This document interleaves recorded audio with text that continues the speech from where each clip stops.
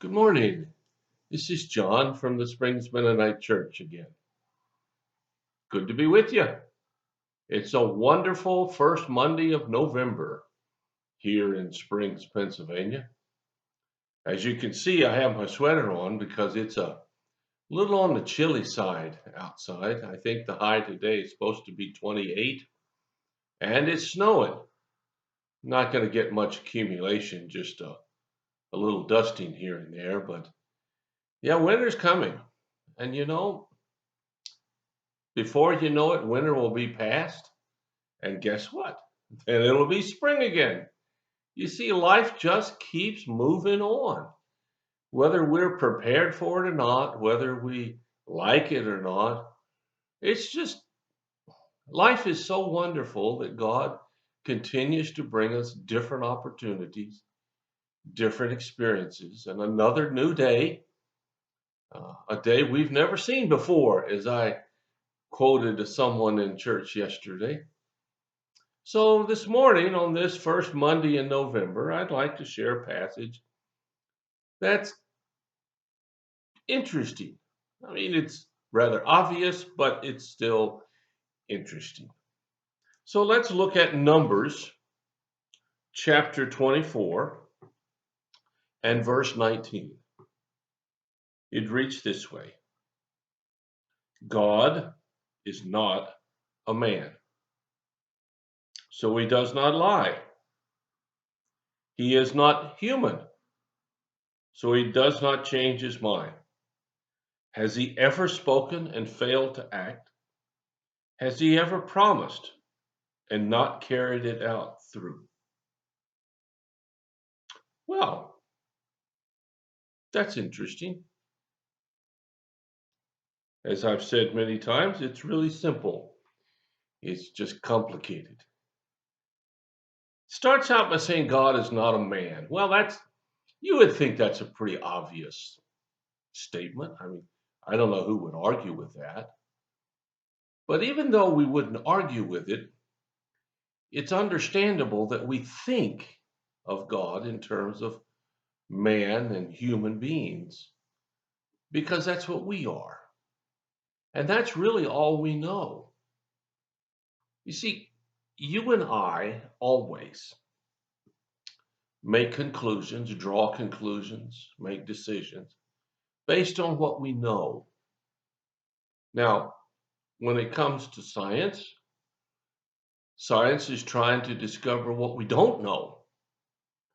And it's hard to figure that out.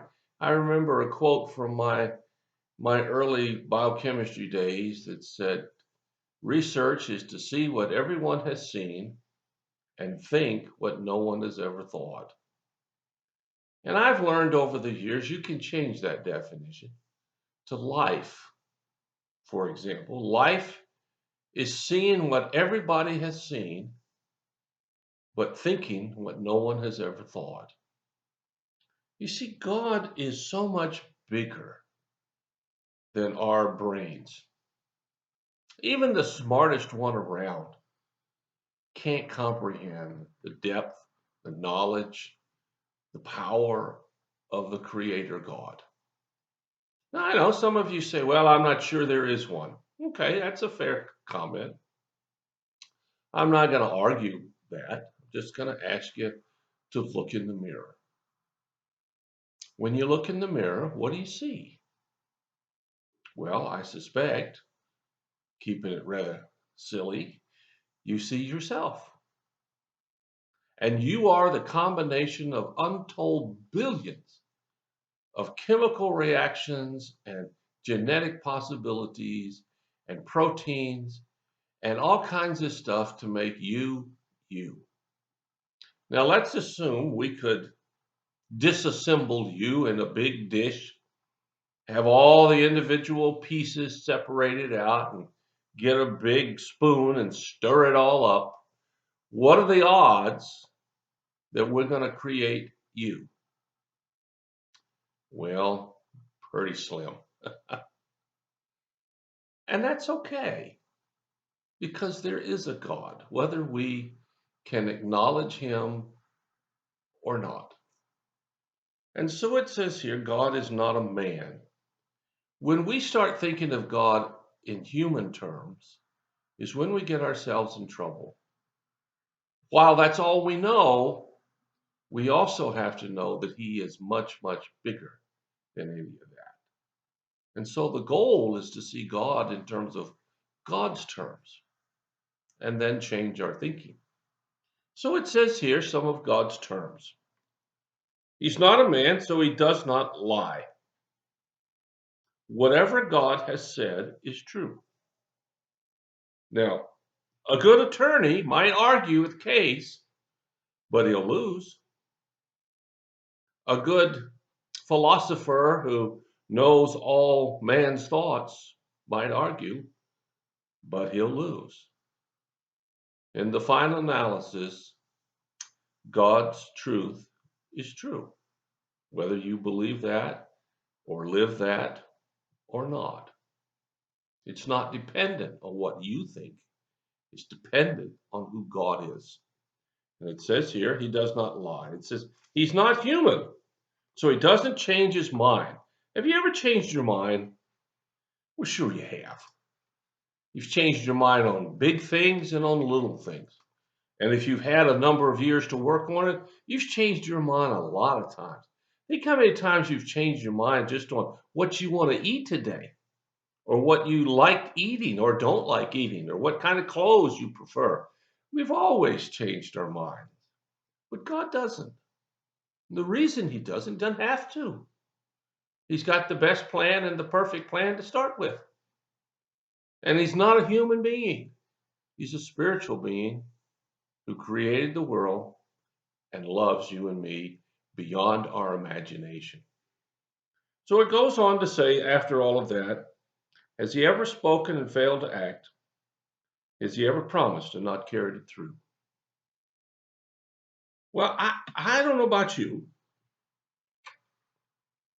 I try to keep all of my promises.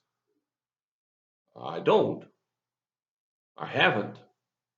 But I try. At least I really want to. I don't have a perfect track record. Now, some of them I just forgot and didn't remember I made that promise.